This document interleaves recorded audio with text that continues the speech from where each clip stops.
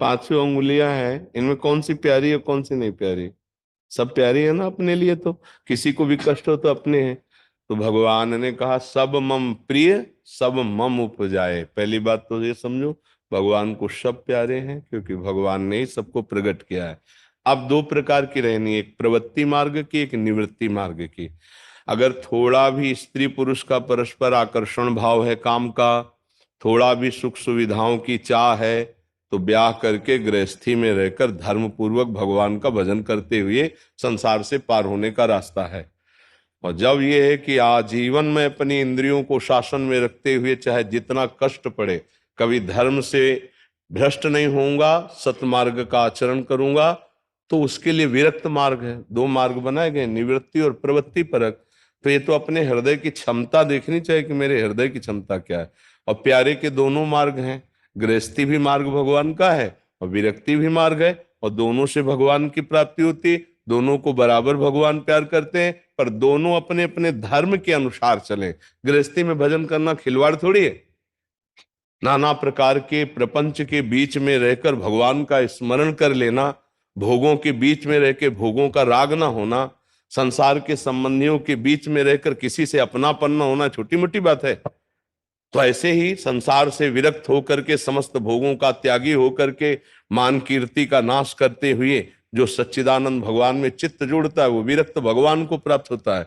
और जो परिवार में रहकर नाथ सकल संपदा तुम्हारी, मैं सेवक समेत सुत नारी, और सारे कर्म भगवान को अर्पित करके नाम जप करता है, वो गृहस्थ भगवान को प्राप्त होता है।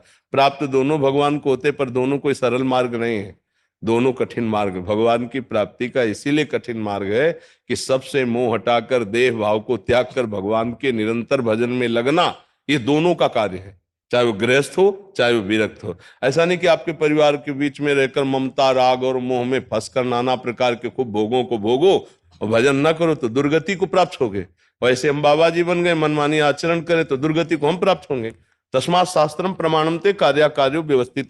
शास्त्र की मर्यादा के अनुसार, अपने अपने धर्म के अनुसार कार्य करते हुए दोनों भजन करें तो भगवान को प्राप्त हो जाएंगे।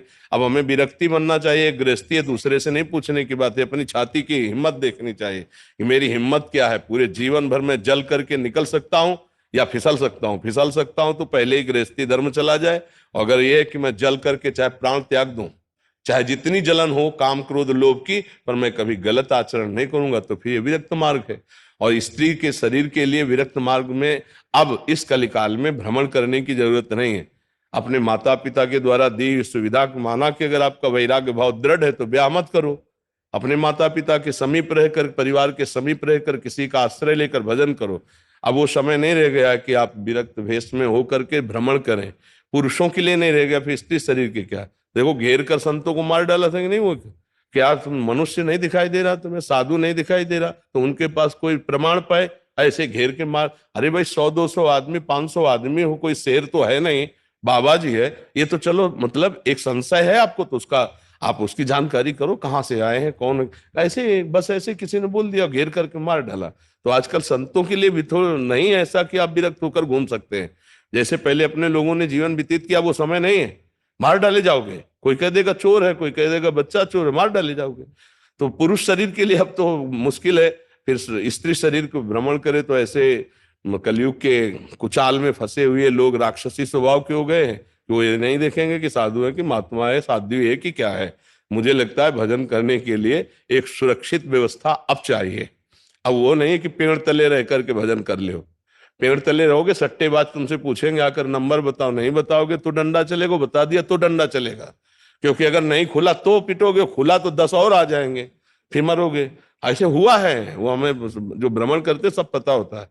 तो इसलिए अगर स्त्री शरीर में भजन करना है तो या तो ऐसी व्यवस्था हो सुरक्षित कि आपको खान पान मिल रहा है, चुपचाप भजन करो। नहीं तो अपने माता पिता के पास रहकर भजन करे। वैराग्य का वो समय नहीं रह गया कि कमंडल उठाया और भ्रमण करे, चाहे पुरुष वेश हो चाहे स्त्री वेश हो। अब व्यवस्था का रह गया है, व्यवस्था नहीं तो सदवई नहीं चल सकती। अब वो नहीं रह गया कि मांगने जाओ, मांगने जाओ ना तो गांव में हल्ला मचा देंगे कि लड़का चोर आया है, वहीं मारी डालोगे। कितने ऐसे केस हो रहे हैं। तो अब वो समय नहीं रहेगा। किसका प्रश्न है, आप समझ पा रहे ना? हाँ, अगर भाव नहीं है संसार के राग का तो अपने घर में रहकर भजन करो, भाई राग की भावना रख करके बाहर विचरण करने की जरूरत नहीं है। तो अपने घर में रह करके भजन करना चाहिए। अब समय नहीं है ऐसा कि आप भ्रमण, देखो संत महात्मा सब तीर्थों में वास करने लगे। पहले गांव गांव में एक एक घरों में भिक्षा लेते हुए कई कई दिन विचरण करते थे। अब आपको गांव में संत नहीं मिलेंगे, आपको तीर्थों और धामों में संत वास करते मिलेंगे, क्योंकि कलयुग है, वैसा समय आ गया है।